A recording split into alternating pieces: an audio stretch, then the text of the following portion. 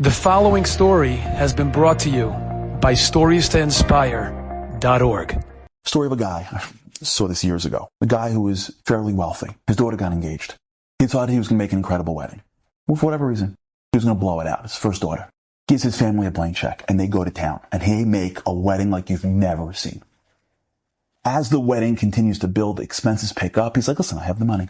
The day of the wedding, he gets a phone call from his business partner.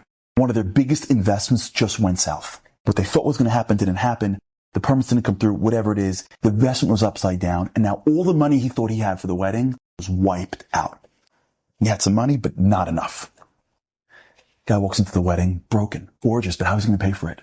Day of the wedding, the caterer goes, time to chew up. He goes, yeah, I'll call you back tomorrow. The next day, 3, 4, 5 days later, what's going on? At some point, he can't avoid the guy for too long. He calls the caterer and goes, listen, I'm going to come in, I'll pay the bill. That's great. They sit down, they start talking. And as they start talking about the bill, he breaks down. He says, listen, I'll tell you honestly, I didn't do this on purpose. You know me, I don't know if you know of me. I had a lot of money, and I got a call, and I'm wiped out. And the caterer is like totally blown out. Like that was the last thing that he was expecting to hear. And he didn't know what to do with himself. And he's sitting around, and he's like trying to compose himself. And he's trying to figure out what to do. Now, in the mind of the caterer, he's thinking like, this guy's going to walk out, he's not going to pay me. I got to create some relationship, some connection to him. I need to find out more about him. Who is this guy? Where is he from? Is he trustworthy?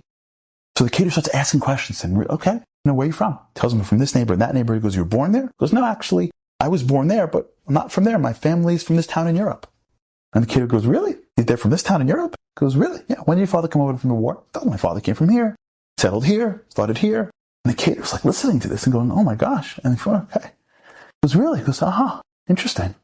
So the caterer stops for a second. And as he's hearing more about this guy's father and where he's from, you can see that the caterer is getting more and more emotional. And after a while, the caterer just stops. And looks at him and goes, I got to tell you something. He goes, what? He goes, I just can't believe I'm sitting here. And he goes, I know, I'm so sorry. He goes, no. I can't believe I'm sitting here. He goes, no, he goes, listen to me. He said, the town your dad's from, I'm from that town. He goes, when I came to America, I didn't have $1 in my pocket. I found some place to live. I found some shtibel to daven at, and I knew nobody, and I had nothing.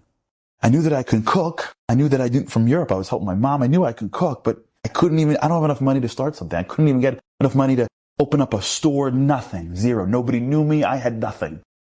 And I'm sitting in shul, guys are talking to me, and they're like, where you from? What's your name? And I told them my name. I told them where I'm from. And a bunch of guys said, that guy there, your dad, that guy there, he's from the same town. So I went to him at a kiddush. I said, hello, I'm from this town. He goes, really? Where you from? What streets? Who? Wow, he sort of knew my family. He goes, what are you doing? He goes, listen, I said, I don't have any money. I think I could cook, but I can't get a loan. I can't get started. I don't have any money. He follows listening to me. He goes, okay. He's listening. And then after a while, he goes to me, listen, come back Thursday night. Meet me in the shul Thursday night. He goes, okay. Thursday night, I come to the shul. There's nobody there except for your dad. I'm sitting at one of the tables, and he hands over an envelope. And in the envelope, there's money. Enough money to start something. And I said, what is this? He says, listen, you're a young guy. You're from the town that I grew up in. And I went to not everyone has money here, but I went to a bunch of the chevra in the shul, and I raised a few dollars for you, and here, start your life. And he goes, well, I'm not taking a gift. He goes, I'm not giving you a gift. I'm giving you a loan. Gig isn't day. Good luck. I goes, my gosh, I can't ever repay you. Took the money, I bought a tiny little store, and I started cooking. And I was pretty good. And I made a couple dollars. I made a decent living. Because after a few months, I had enough money to pay your father back. I see him in shul. I asked to meet with him. I go over to the house, and I hand back an envelope. And your father goes, what's this? I said, it's the money. He goes, the money that we gave you? He goes, it was a loan. He goes, yeah, but it wasn't my loan. It was 10 other people. He goes, I can't go back and give up the loan. He goes, keep it. I go, no way. I'm not keeping it. He goes, I'm not taking it. He goes, but I'm not keeping it. He goes, but I'm not taking it. He goes, what are we going to do? So your father says, listen, someone else will need it. There'll be a time where someone will need it, and you'll be in a position where you can help. When you're in the position where you can help, then you'll pay me back. And this guy's sitting there in front of this guy's own son. He looks at me and goes, I've been waiting my whole life to pay him back. And now I can. And the caterer takes the bill and rips it in half. He says, paid in full. One of the great mistakes we make of Rosh Hashanah is that we look at it from our perspective. Yeah, if you think Hashem is a really tough judge, you think HaKadosh Baruch Hu is out to get you, if you think HaKadosh Baruch Hu is a king that all he's trying to do is extract every nuance out of each person, you think the HaKadosh Baruch Hu is this big bad judge that's never happy with us? Yeah, You walk into Rosh Hashanah, you know what you're thinking? I'm dead. What am I going to do? I'm not good enough, I'm not good enough, I'm not good enough, I'm not good enough. If the way we see the Kadosh Baruch Hu is this big bad judge that's constantly judging us and never happy with us, and it's always not enough, then yeah, you come to Rosh Hashanah and you know you're not enough. You sit all day and say sorry. But stop for a second and put yourself into the mind of that guy who's sitting at that table, who's thinking, the caterer is probably going to kill me. And then something switches in his brain. If you can, be in the story for 1 second and picture what was going on in the mind of that balabas as it was becoming clearer to him that his own father put the caterer in business. That feeling of, this guy's going to take care of me. That feeling that the person in front of me isn't going to take me to court. He's going to be filled with rachamim for me. He owes my dad. That simcha, that bitachon that he had, that the caterer was going to do good by him. Think about that second of what it must have been like when the caterer transformed from the guy who was going to extract punishment to the guy who was going to deliver mercy. That's Rosh Hashanah. Rosh Hashanah is the moment where the Jew looks up to God and says, I owe you a lot. You gave me a life. You gave me breath. You put me part of your nation. And the truth is, I spent most of my life taking care of myself. And you stand before God and you walk into Rosh Hashanah. And even if you get it by the tefillas, and on that first night, you sit down and you're like, what are we doing? Like, why are we having a meal for? Like, why are we happy for? What's happening over here? We're making yiratzons about how good the year is going to be. We didn't even do anything yet.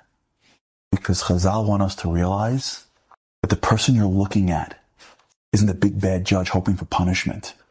The person that you're looking at, the thing, the God you're looking at, is a God who is malei rachamim. He doesn't owe your dad. He is your dad. All he wants to do is give you a good year. All he wants to do is give you bracha and shefa. All he wants to do is for you to be great. And when you turn to the Kadosh Baruch Hu on Rosh Hashanah, and you look up and you say, I believe with every fiber of my being that you love me and you'll take care of me. You know me. I'm going to try to get better. I'm going to try to live for you more.